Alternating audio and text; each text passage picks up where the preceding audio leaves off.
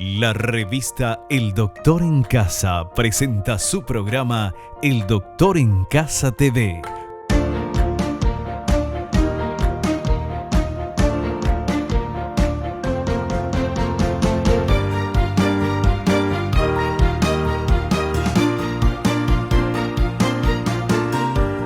Con el patrocinio de Punto Pharma, tu salud y belleza. McDonald's, me encanta. Con el auspicio de AAS 125, con un comprimido al día, prevenís el infarto.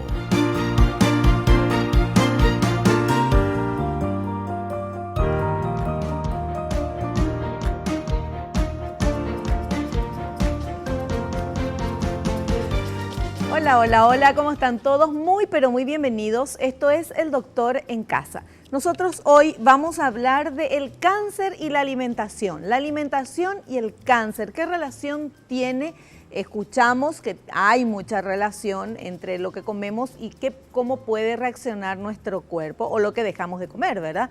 Bueno, de esto vamos a hablar con nuestra invitada, la licenciada Clara Galeano. Ella es nutricionista, presidente de la Sociedad Paraguaya de Graduados en Nutrición, ASPAGRAM, secretaria nacional permanente ante el Comité de Nutricionistas del Mercosur, CONUMER.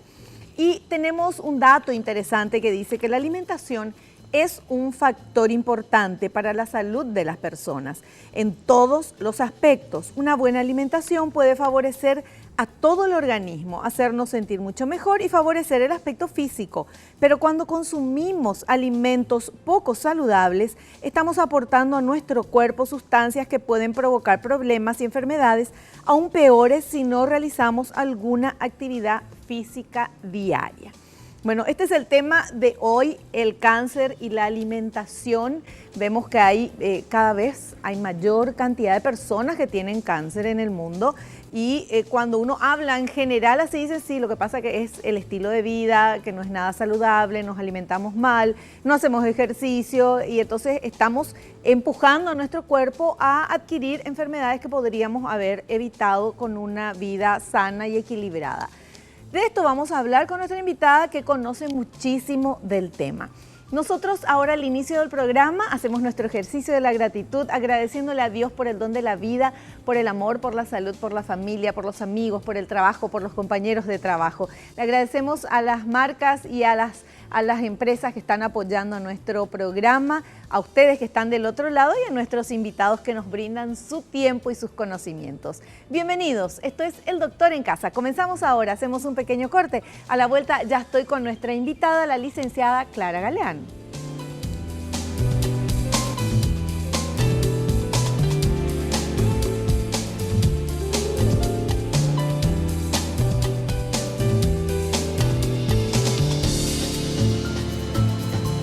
Ya estamos con nuestra invitada en esta tarde, la licenciada Clara Galeano, nutricionista. ¿Qué tal, Clara? ¿Cómo estás? Bienvenida al programa. Muchas gracias por invitarme nuevamente y con gusto estoy acá. Bueno, el tema de hoy es el cáncer y la alimentación y el cáncer. Vos como nutricionista y con tu experiencia, ¿podemos afirmar de que la alimentación puede hacer que se desarrolle un cáncer más rápidamente que otros o que un organismo esté más propenso a tener esto? Definitivamente, eso está comprobado científicamente que alrededor del 30-35% de los cánceres tienen un origen alimentario. Entonces, todo está basado en la alimentación y seguimos desde Hipócrates, que ya decía que tu alimento sea tu medicamento y tu medicamento sea tu alimento. Bueno, eso fue antes de Cristo y todavía seguimos alimentándonos mal.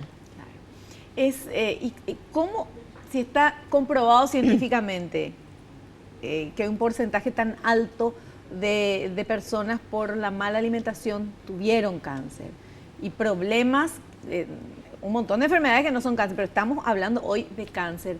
¿Cómo es posible, cómo somos los seres humanos de que seguimos consumiendo lo que nos daña? Sí, es el ser humano y justamente cada vez nos alimentamos peor. Hay más oferta de alimentos dañinos y yo no sé, creo que es el marketing alimentario que hace que nos apeguemos a ese tipo de alimentos y lo consumamos. Bueno, es también el estilo de vida que estamos llevando, todo el mundo trabaja, quien tiene trabajo, gracias a Dios, por supuesto, y quien no está trabajando está buscando trabajo, o sea, siempre uno está ocupado, ya el estilo de vida que tenemos familiar ya no es el mismo que antes. Los colegios y las escuelas generalmente los papás trabajan hasta tarde, mañana y tarde, continuado, ya no se almuerza, no es más la mesa familiar del día a día que la mamá cocinaba o había alguien que cocinaba, unas comidas más caseras. Ahora podemos comer en la casa, pero compramos congelado o si no se come afuera, en el centro, en la oficina, una empanadita, cualquier cosa, los chicos también, o sea, cambió todo. Tenemos que adaptarnos a ese cambio para poder, o sea, adaptar nuestra alimentación a este cambio para que la alimentación siga siendo saludable. Totalmente, totalmente. Es como reaprender a comer. Tendríamos que tomar conciencia del daño que nos hace comer comidas no saludables y empezar a reaprender qué es lo que debemos comer, qué es lo que tenemos que elegir de acuerdo al tiempo que tengamos, de acuerdo al estilo de vida. El estilo de vida ha cambiado, los tipos de trabajo han cambiado. Entonces todo eso hace que en realidad las ofertas de alimentos rápidos, por ejemplo, responden a ese cambio de estilo de vida. Claro. Los horarios continuados, que ya no permiten ir a comer a casa, sí. Entonces, ¿qué ofrecen? Ofrecen comida rápida, las comidas rápidas generalmente son frituras, pero no está solamente en eso, es más barato. Claro. Entonces también hace que eso sea la elección de comer. Claro. Además también, porque esto siempre hablamos con los nutricionistas que vienen acá, nuestro estilo de comida nacional, por decirlo, o sea, el estilo, la idiosincrasia nuestra como paraguayos, de las comidas que tenemos, que estamos tan acostumbrados a comer. Esto no, hay poca ensalada, hay pocas verduras en el menú tradicional o típico, ¿verdad? Y en el menú de las casas obviamente también. Y hay muchas cosas fritas. Sí, efectivamente, pero porque ese tipo de comida no se fue adaptando al estilo de vida. Claro. Entonces, no solamente seguimos con el mismo tipo de comida, sino que le añadimos otras más. Sí. Por ejemplo, si hablamos de fritura, las frituras 30 años atrás no eran una cosa habitual. Era la milanesa de los sábados. Exactamente, la milanesa los sábados, sí. La empanada del domingo, o a lo mejor 1 o 2 veces tortilla con sopa de verduras en la semana. Pero hoy día se volvió algo tan cotidiano que si nosotros le interrogamos a alguien que tiene 20 años y le preguntamos, para ellos la empanada ha existido toda la vida. Entonces, eso también, las empanadas, las comidas pero las empanadas existieron toda la vida, ¿no? Ahora de 20 años, pero... Sí, pero no para comérselo todos los días. Entonces, hoy uno lo tiene en todas partes. Antes tenía que esperar que la mamá lo hiciera, claro, que la abuela lo hiciera, sí, para comer empanadas. El repulgue de mi abuela, me acuerdo hasta ahora, cuando hacía las empanadas. Sí. Nosotros esperábamos, no sé, el día de las empanadas como un día de fiesta. Claro. No había estos locales, que no voy a decir los nombres porque no nos están oficiando, pero estos locales de que vos vas a comer. Pero hoy día hay grandes locales y pequeños locales, sí. En todas partes encontramos la empanada y lo que es el terererupá habitual, sí. 2 empanadas. Claro. Que podría ser bien, pero si fueran al horno. Y sí, pero no tampoco tan cotidianamente podríamos encontrar otras cosas para consumir. El terererupá, por ejemplo, ¿qué nos recomendás? Pero algo que a la gente le guste. No vaya a decir una manzana porque no les va a gustar eso para terererupá. Sí, no les va a gustar para nada. ¿Qué le cambiamos? ¿La tortilla o la empanada? ¿Por qué le cambiás que sea más saludable? Y le cambiaríamos por un sándwich, por ejemplo, un sándwich de jamón y queso. Entonces ahí estamos eliminando la fritura. Es probable que no va a ser nunca tan calórico, pero está mejor. Un sándwich de verdura sería mucho mejor todavía. Sí. Un sándwich de huevo sería también una opción. Algún tipo de cereal que se pudiera consumir también antes del terererupá, ¿verdad? Pero nadie dice que se deje de comer la empanada. No. Pero con moderación.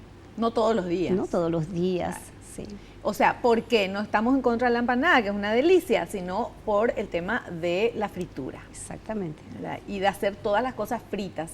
También otro de los temas recurrentes acá cuando hablamos de la alimentación es, porque acá nosotros en el Doctor en Casa podemos hablar de lo ideal, ¿verdad? De lo ideal, que es comer verdura, esto, lo otro, bla, bla.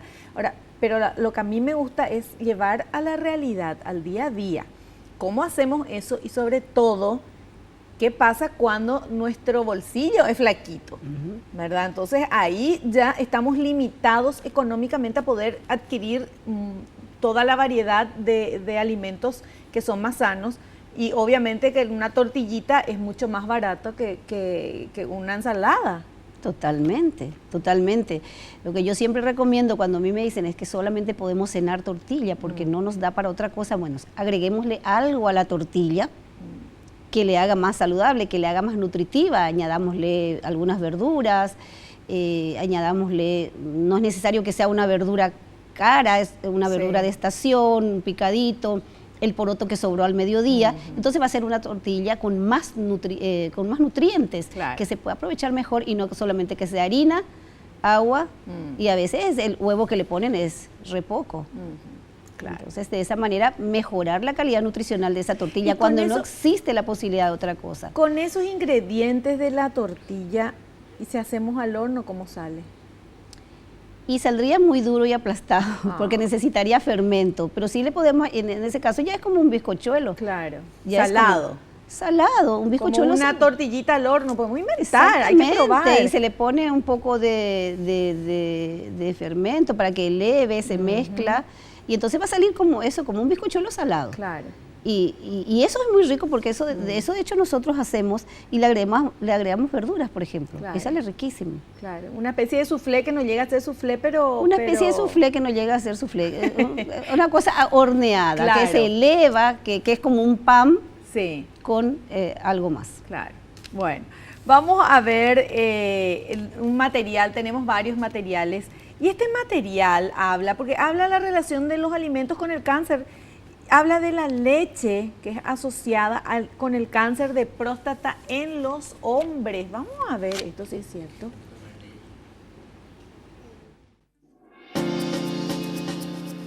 La leche es asociada con el cáncer de próstata en los hombres. Consumir muchos lácteos o suplementos de calcio es una causa probable de cáncer de próstata. También puede interferir en la sintetización de la vitamina D, que podría tener un efecto protector contra este tipo de cáncer, así como los fosfatos presentes en la leche de vaca.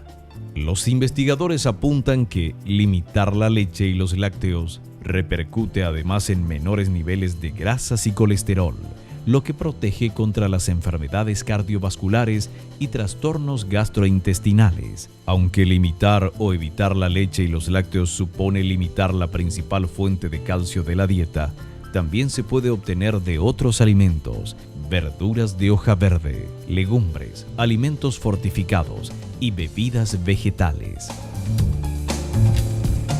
¿Es cierto eso?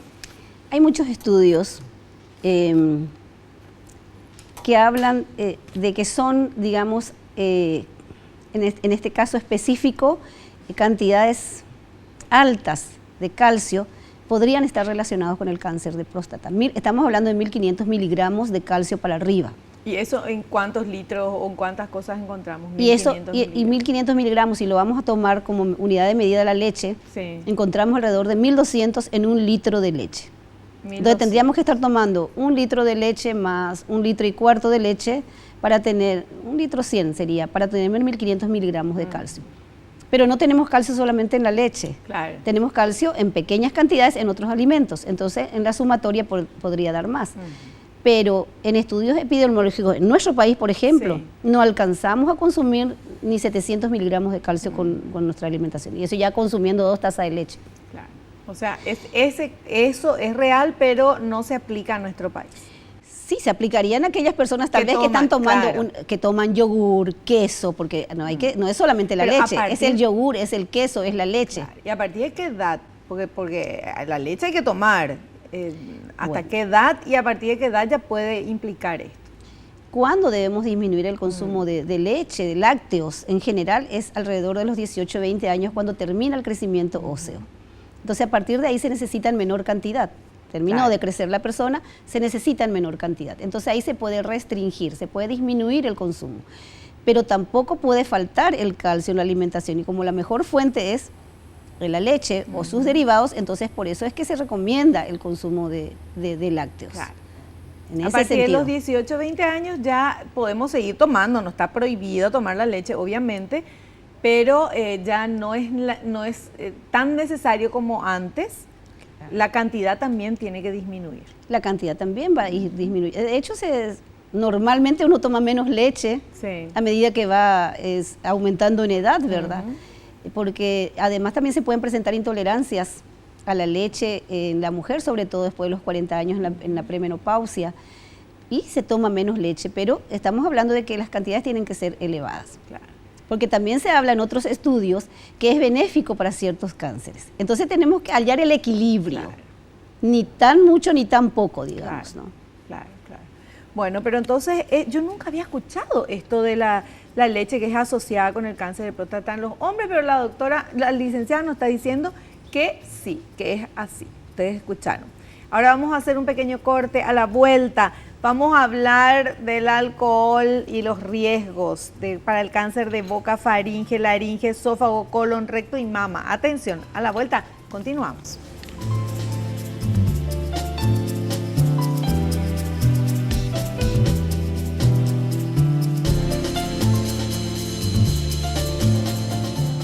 Continuamos charlando con nuestra invitada, la licenciada Clara Galeano. Ella es nutricionista y hablándonos de la relación de ciertos alimentos y cierto tipo de cáncer. Entonces, en el bloque anterior veíamos un material que decía que la leche está asociada con el cáncer de próstata en los varones, obviamente, los únicos que tienen próstata, pero ya nos decía la licenciada que, bueno, hay mucha cantidad de leche y de productos lácteos, del calcio, ya cuando después de los 20 años seguir tomando muchísimo, eso podría llevar a cáncer de próstata. Sí, el exceso podría llevar, el exceso del consumo de lácteos sumado a otros, y sobre todo también que somos muy propensos a tomar suplementos en forma de fármacos. Eso también hace mal. Por supuesto, porque eso también va a sumar. Los suplementos de calcio, cuando no es necesario, no hay que tomarlos. Entonces tomamos la leche, o consumimos el queso, el yogur, y le sumamos eso cuando no es necesario, suma. Claro. Y ahí estamos cuando ya vamos a rebasar los 1200 y entramos en la zona, digamos, del riesgo. Claro. Y el riesgo es que queremos ser sanos que compramos vitaminas, suplementos, tomamos y estamos haciendo el efecto contrario. Tal cual, porque todo tiene que estar en equilibrio, y si nosotros no sabemos las cantidades que tenemos que tomar para que exista ese equilibrio, entonces ahí el organismo va a reaccionar contra un desequilibrio cuando hay más de algo que no debe estar ahí. Entonces, ahí reacciona el organismo. Realmente tomar suplementos vitamínicos, minerales, sin prescripción médica, no está bien. Entonces, cuando es necesario, sí. Claro. Bueno, tenemos un material que habla del alcohol y el riesgo de cáncer de boca, faringe, laringe, esófago, colon, recto y mama. Vamos a ver, por favor.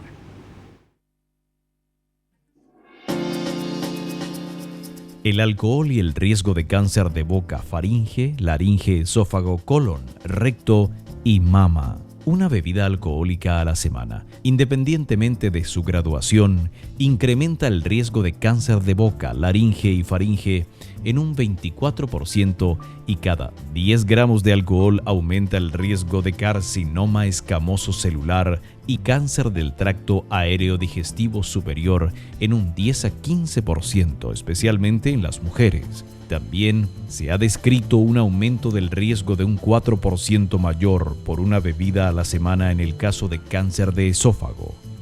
En el tumor colorectal, más de una bebida alcohólica al día aumenta el riesgo. Además, se ha descrito relación entre el riesgo de cáncer de mama y la dosis de alcohol consumida. Por cada 10 gramos de alcohol, la posibilidad de sufrirlo es entre un 10 y un 12% mayor. El alcohol también interfiere en el metabolismo de los folatos, vitaminas indispensables para el funcionamiento del organismo. ¿Eso está correcto?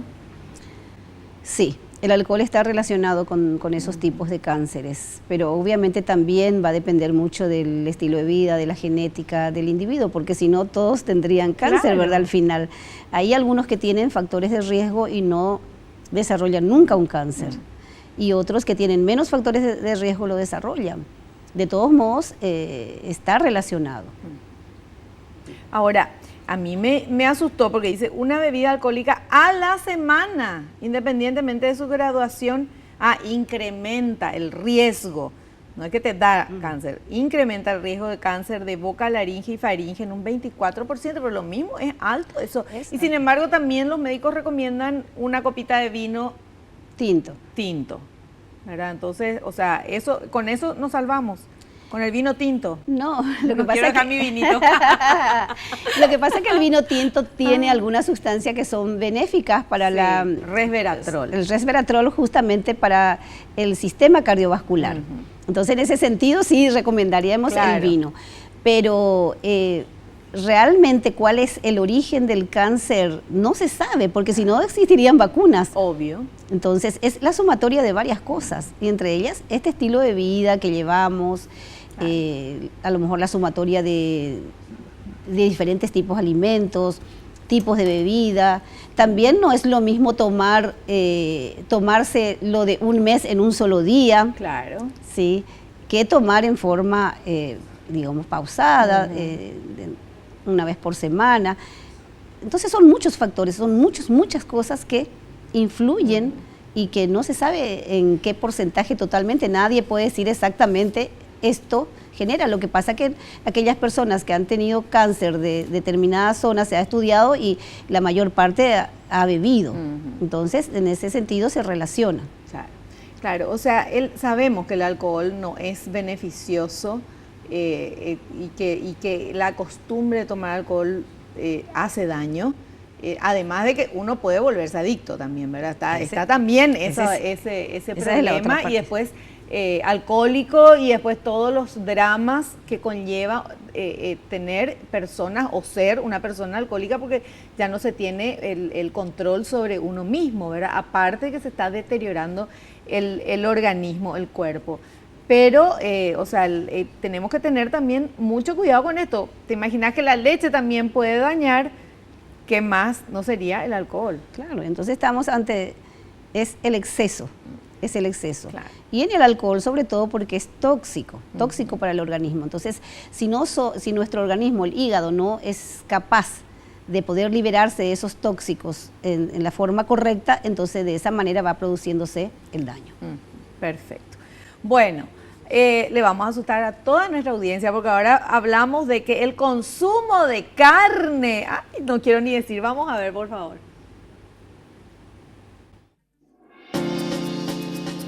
El consumo de carne roja o procesada y la posibilidad de tumores de colon y recto.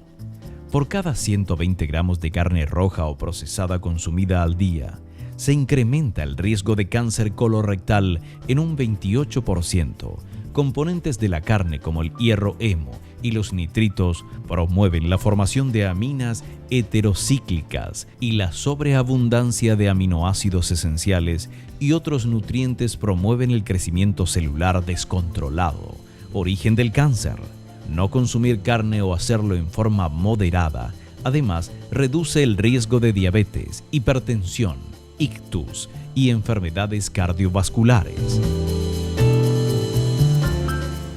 Eso sí que nos asusta porque mira que nosotros somos súper carnívoros acá en Paraguay.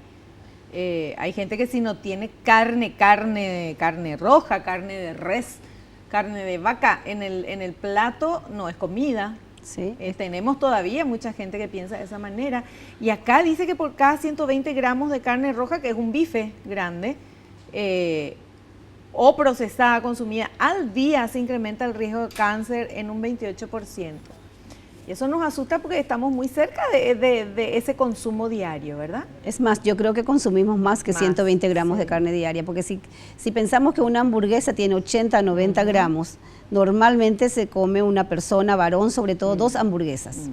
Entonces ya estamos hablando del prácticamente el doble. Claro. Consumimos mucha carne roja y consumimos demasiado frecuentemente, es más, diariamente consumimos carne roja.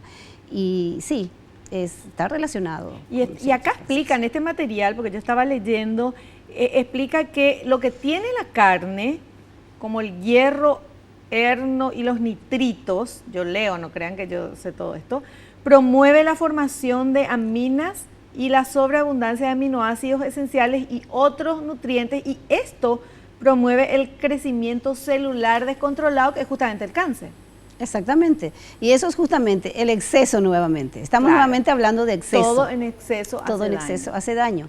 Entonces, la carne roja, por esas sustancias que acabas de nombrar, y por su exceso de grasa o porque contiene grasas saturadas, entonces están muy relacionadas con este tipo de cánceres. Y es cierto, licenciada, que la carne muy, el asado, por ejemplo, con la cáscara, esa que se pone negra y que a mucha gente le gusta así bien negrito, sí, eso produce más cáncer. Tostadita, sí, porque eso ahí ya estamos hablando de la modificación por la temperatura de la proteína.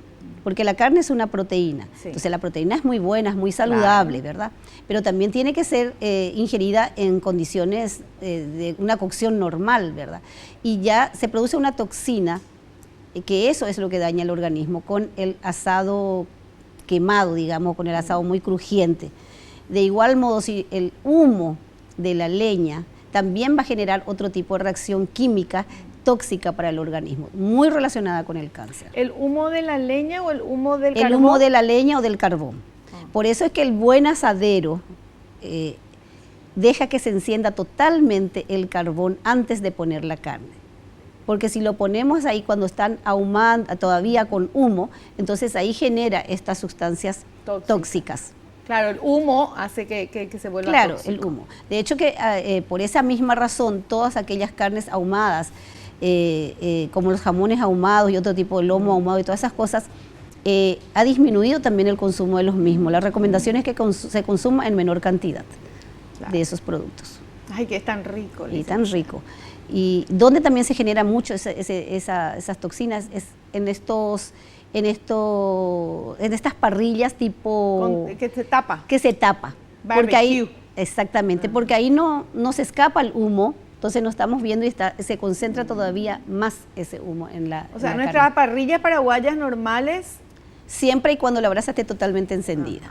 El buen asadero pone un brasero al lado y va quemando carbón y va reponiendo. Sí. Yo no sé si lo hace instintivamente o con conocimiento de causa, pero eso es para evitar que el asado se ahume. Bueno, perfecto. Bueno, entonces... carne roja también, pero como dice la licenciada, todo en exceso es lo que hace daño. Exactamente. Muy bien. Bueno, vamos ahora a... tenemos que hacer un corte, ¿verdad? Ay, sí, yo iba a pasar al otro material. Vamos a hacer un pequeño corte. Quiero que se queden ahí, porque lo que hoy estamos escuchando no nos gusta nada a ninguno, a mí tampoco, el tema de la carne y eso, pero como dice la licenciada, es la exageración. Podemos seguir alimentándonos con todo esto, pero en dosis leves. Normales. Normales. ¿Y qué es normal? Nos va a contar a la vuelta del corte.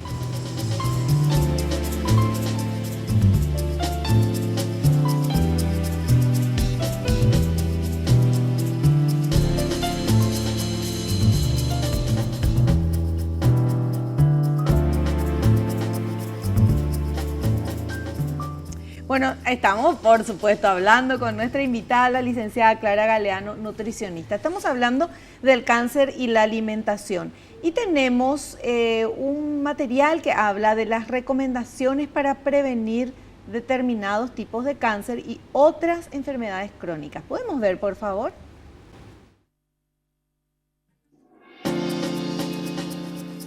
Recomendaciones para prevenir determinados tipos de cáncer y otras enfermedades crónicas.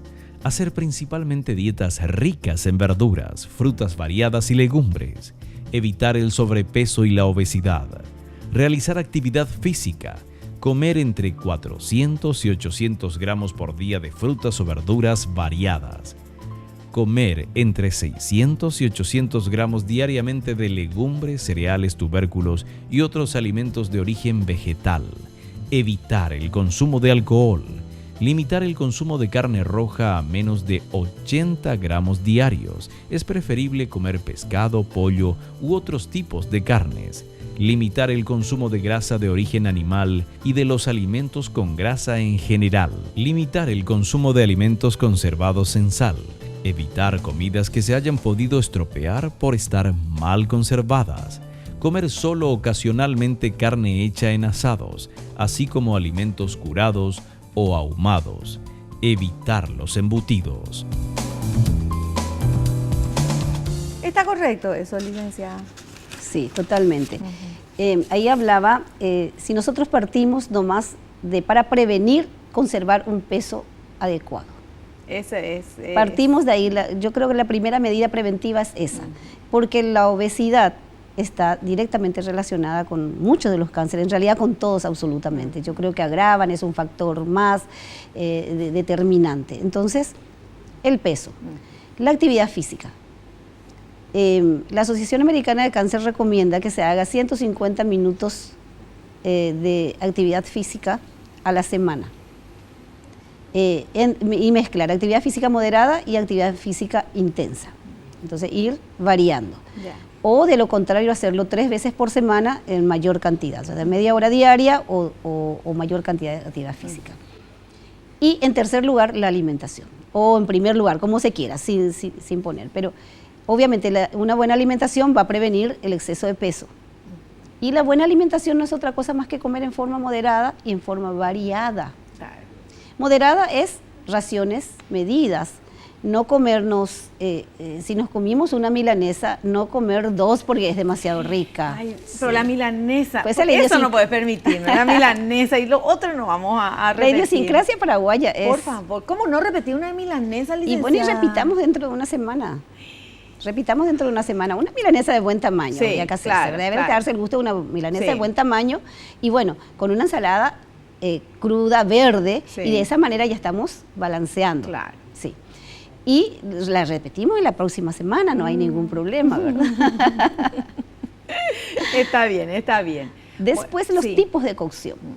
Los tipos de cocción. Evitar, de hecho, las frituras, evitar justamente el tostado de las carnes, del pan, también, de que tostamos el pan, tostarlo hasta una... medida quemarlo. En que no quemarlo, sí que esté tostado, que haya cambiado de color, pero no quemarlo, porque ahí también hay una modificación de las mismas proteínas de las que hablamos, de las proteínas de la carne, también se modifican con las altas temperaturas. Entonces, de esa manera también vamos, e incluir lo que ya decían, que como varias raciones de frutas y verduras al día, que los paraguayos no lo consumimos. Tal vez consumamos 2 frutas al día, que nos daría como los 400 gramos que decía la indicación, pero y las verduras, comemos pocas ensaladas, comemos pocas hortalizas en nuestras comidas, entonces es lo que habría que aumentar para poder tener una mejor alimentación. Claro. Sí, eso. Y también hablábamos en el corte, ¿verdad?, de la importancia de volver a la comida casera, a preparar los alimentos en la casa. ¿Cuál es la diferencia a comprar en un lugar que preparan también en una cocina?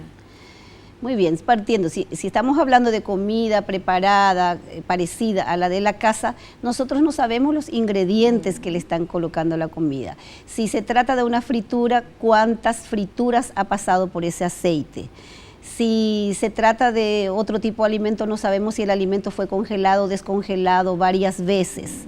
Entonces, de esa manera va aumentando el riesgo con la comida que no la preparamos nosotros mismos. De ahí la recomendación actual de preparar la comida en la casa, porque podemos tener mejor control sobre los ingredientes y sobre la forma de preparación. Hay personas, yo conozco personas que fines de semana preparan ya porque trabajan y no pueden cocinar, trabajan afuera, entonces preparan ya las comidas para toda la semana, de lunes a viernes. Y dejan congelado, ¿verdad? Y sin cocinar, entonces sacan y ahí cocinan. Y eso es válido, es totalmente válido, siempre que se haya partido de alimentos naturales. Claro. de las frutas o de las verduras frescas, de los cereales, de que no estén basados en alimentos procesados previamente, porque el alimento procesado tiene sustancias adicionadas, los aditivos alimentarios, para poder conservarlos por mayor tiempo. Y también hay colorantes, y hay algunos de estos colorantes sobre todo están relacionados con ciertos tipos de cánceres, o sea, probados. Se usa en la comida lo mismo. Y lo usamos porque te lo ofrecen en el mercado. No, pero y por eso, los que ofrecen, las grandes marcas que están ofreciendo esos colorantes que ya están relacionados con el cáncer, lo mismo nomás le ponen a sus productos. Lo que pasa es que la legislación habla de cantidades que tiene que llevar. Entonces, una empresa puede cumplir con la cantidad, con el límite, pero y si yo sumo otro alimento que también tiene lo mismo y sumo otro alimento que también tiene lo mismo, entonces necesitamos mayor información. Entonces, estamos recibiendo 2 o 3 veces las cantidades que, digamos, tolerables. Claro. Y el tema del aceite, un aceite que se usa para hacer unas tortillitas o para hacer una milanesa, un aceite que ya está usado, ¿eso hay que tirar? ¿Se puede volver a usar? ¿Cuántas veces se puede utilizar el aceite? Depende de la temperatura a la que nosotros la hayamos sometido. Las temperaturas muy elevadas modifican la estructura química de ese aceite y ya tiene la misma característica que una grasa saturada, que una grasa animal. Es lo mismo que si estuviéramos cocinando con grasa de vaca o grasa de chancho. Y una o dos, podemos usar 1 o 2 veces ese aceite, siempre que no se haya sometido a temperaturas muy elevadas, que no tenga restos de productos quemados, y hasta allí. Porque lo que ahorramos o lo que gastamos en un aceite nuevo, lo vamos a ahorrar en salud más adelante. ¿Por qué le pregunto eso? Porque es muy común, eso es una práctica muy común, no solo en la gente que trabaja y que vende empanadas, por ejemplo, que hace eso para gastar menos aceite, sino que también en las casas, y eso es por desconocimiento. Se guardan los aceites en algo, aceite usado, y entonces después vuelve a usar para la milanesa, por ejemplo. Yo con la milanesa estoy enloquecida. Bueno, o vuelve a usar para la tortillita, para lo que sea. Y eso es en las casas, que podemos estar comprando todo lo natural, cuidar nuestra alimentación, y no nos damos cuenta de eso. Exactamente. Y la temperatura, siempre yo cocino y si voy a hacer algo frito tiene que estar bien caliente. Claro, porque queremos que el producto sea bien dorado. Sí. Bueno, y eso también es rico, pero bueno, usemos un buen aceite y usémoslo una sola vez. ¿Qué aceite recomienda para eso? Hay de girasol, hay de no sé qué, hay de miles de cosas, ¿todo es igual? Y bueno, no todo es igual. Aceites que soportan mayor cantidad de temperatura es el aceite de oliva, por ejemplo, y luego le sigue el aceite de girasol, el de maíz, y el que menos resiste la temperatura es el de soja. Entonces el de soja no sirve para hacer frituras. Bueno, muy bueno saberlo también. Bueno, nosotros estamos en redes sociales y hay consultas, la gente quiere saber, el tema es súper interesante. Vamos a ver, por favor. La primera consulta es de Nidia de Paraguarí. Dice, ¿el modo de cocinar los alimentos afecta el riesgo de padecer cáncer? Sí, como ya veníamos mencionando, si yo quemo un alimento, sí aumenta el riesgo de que genere sustancias tóxicas al organismo. Eso, cuando hablamos de quemar, se puede hablar del asado, de la cascarita, esa negrita bien oscurita, se puede hablar de una milanesa, se puede hablar de tostadas. Sí, se puede hablar absolutamente de cualquier alimento que reciba un calor excesivo y que forme una costra tostada más allá de lo que sería normal, más del dorado quemado. Y el pororó, por ejemplo, cuando se nos quema también, además que no es rico, ¿verdad? Pero digo. Y claro, realmente el pororó cuando se quema es amargo y ya lo tiramos. Pero también haría daño ese negrito. Por supuesto, también haría daño. ¿El pororó engorda? El pororó es maíz y engorda en la cantidad en que consumamos. Pero aporta una buena cantidad de fibra, es bastante saciante. Eso, entonces, es engordable, ¿verdad? No es tan así. No, en realidad lo que engorda es el exceso. Hablamos otra vez de exceso. Sí. Todo consumido con medida y dentro de lo que cada uno de nosotros necesitamos, está bien. Perfecto. Bueno, tenemos otra consulta en redes sociales, a ver. Darío de Mariano Roque Alonso dice, los aditivos, muy bien, pueden causar cáncer. Totalmente, totalmente. Y es por ese motivo que se recomienda actualmente volver a la alimentación natural, cocinar en casa, comer la comida preparada con alimentos de origen natural, para evitar justamente los conservantes, los aditivos, los colorantes que necesariamente necesitan los alimentos industrializados para poder justamente conservarse en el mercado por largo tiempo. Y hay que saber también leer entre líneas, porque los productos son ofertados al mercado, a nosotros los consumidores. El marketing está ahora todo lo natural, todo lo sano, porque se sabe que es ahora la nueva tendencia. Pero de repente, no sé, hay salsas, uno va al supermercado, ¿verdad? Salsas ya hechas como las de mamá, dice, o como las de en casa. Pero vienen unos paquetes cerrados que vos podés tener, no necesariamente en la heladera, sino abriste y le podés tener en la alacena o en algún lugar y dura. O sea, eso tiene ya conservantes. Por supuesto. Por más que tenga pedazos de tomate ahí, pero tiene conservantes. Por supuesto, porque si no, eso no podría estar mucho tiempo afuera. Claro. Y sí, todos los productos industrializados tienen conservantes de algún tipo. Entonces hay que saber leer las etiquetas, como bien decías, leer las etiquetas a ver de qué está compuesto. Y por sobre todas las cosas, no consumirlas demasiado habitualmente, para no crear justamente esa adición extra de un producto lo tiene, el otro lo tiene, porque hasta los panificados, los palitos, las galletitas lo tienen. Sí. ¿Sí? Entonces, al consumir muchos productos industrializados, lo que hacemos es sumar aditivos alimentarios, que podríamos evitarlo si la mayor parte de nuestros alimentos la consumimos cocinados en forma natural. Es importante tener en cuenta eso en el día a día, pero la licenciada, lo que a mí me gusta que nos dice, no, es que está prohibido tal cosa, todo en su medida, la exageración es lo que está prohibido, ¿verdad? Tal cual. Bueno, interesante todo lo que estamos aprendiendo, porque al final tenemos que saber que lo que consumimos día a día es tan importante porque va a ser el resultado de cómo nuestro cuerpo va a reaccionar. Es el alimento que le estamos dando, que puede ser un veneno o nos puede enfermar o nos puede curar.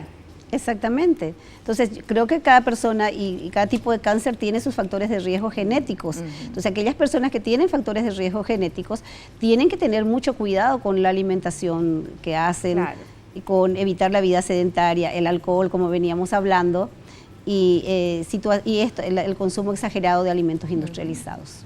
Perfecto, bueno, y es una lucha porque estamos justamente en un momento en la vida y en todo que todo está, es rápido, está ahí, está congelado, metes al microondas, ¡pum!, ya está la comida. Es maravilloso, ¿verdad? Pero por un lado, por la practicidad, y por el otro lado es terrible porque todo eso tiene aditivos conservantes que hacen daño.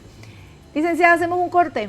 ¿Cómo no? Hacemos un cortecito a la vuelta, parte final, y la licenciada nos va a dar las recomendaciones finales.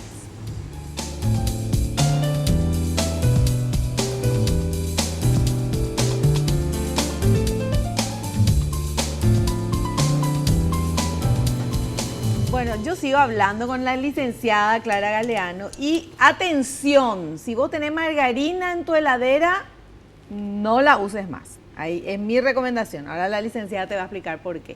La diferencia entre margarina y manteca. Cuéntenos, licenciada. Sí, bueno, la margarina es una manteca hecha de aceite vegetal, pero al cual se le añadió hidrógeno para volverlo sólido, sí, para que nosotros podamos untar, si no, sí, el líquido no lo podríamos, claro, untar. Entonces, hay algunas margarinas, las que dicen libres de grasas trans, que son las que sí se pueden consumir libremente, digamos. ¿Por qué? Porque han recibido un tratamiento diferente a las antiguas margarinas que teníamos, ¿sí? Entonces, ¿para qué lo hidrogenamos? Para que se vuelva untable. Claro. Esa es la idea. Pero ahí es la grasa trans, que es la terrible. Exactamente, y ahí se convierte, si no es la margarina con 0% de grasas trans la que estamos comprando, entonces estamos ante una margarina que actúa exactamente como una grasa animal.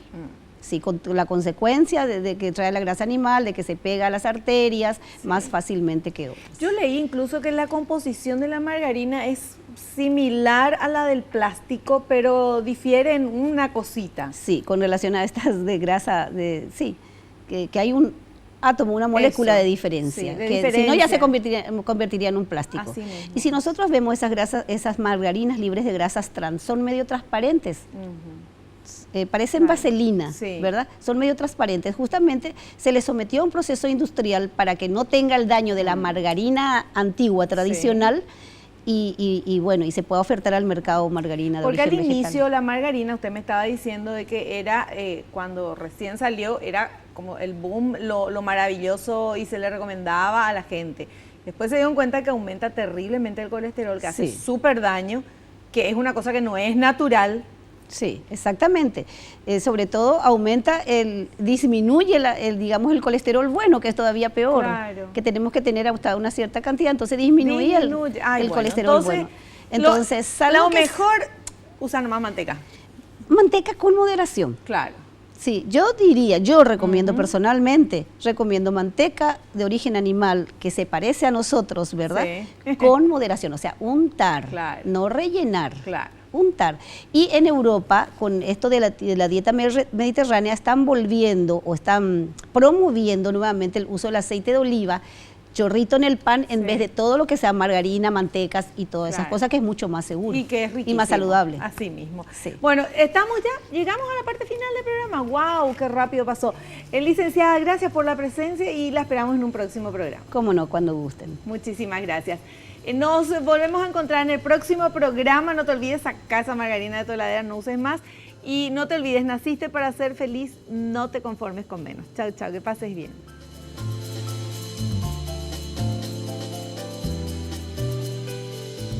La revista El Doctor en Casa presentó su programa El Doctor en Casa TV con el patrocinio de Punto Pharma, tu salud y belleza. McDonald's, me encanta. Con el auspicio de AAS 125, con un comprimido al día, prevenís el infarto.